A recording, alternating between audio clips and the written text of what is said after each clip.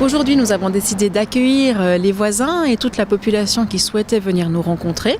Le but était de nous présenter, de présenter notre travail et puis de permettre aussi aux requérants d'entrer en contact avec la population locale.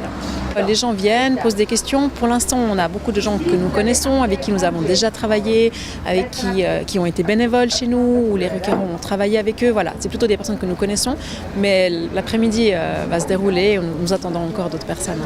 Alors actuellement, c'est une structure qui est dédiée aux abris de Benien, Gland et Coppet. Donc tous les requérants ne viennent jamais tous en même temps à la structure de jour.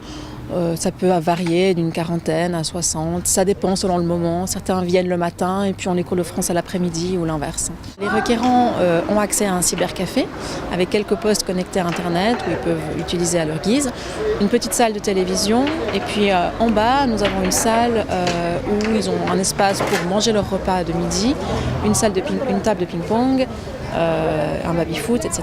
Donc des endroits aussi de détente, un petit endroit pour étudier le français où les bénévoles viennent de temps en temps donner des cours. À côté de ça, ils ont également des cours de français dispensés par des professeurs à Lausanne. Donc c'est vraiment un lieu pour eux de regroupement où tous les services, où une partie des services dont ils peuvent avoir besoin se retrouvent. La majorité vient d'Afghanistan, d'Érythrée.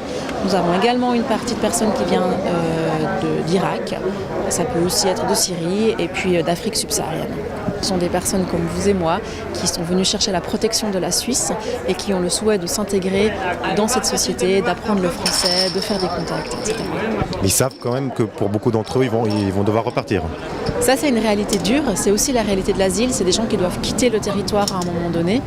Ils y sont confrontés chaque jour. Il y a beaucoup de stress. Il y a l'anxiété d'attendre une réponse sur la demande d'asile, de peut-être ouvrir un courrier où on nous dit que c'est une réponse négative. C'est aussi un monde très difficile, effectivement. Et vous, à l'EVAM, évidemment, vous les entourez dans ces processus. Alors, ils ont tous une assistante sociale qui est présente et puis ils peuvent venir la rencontrer.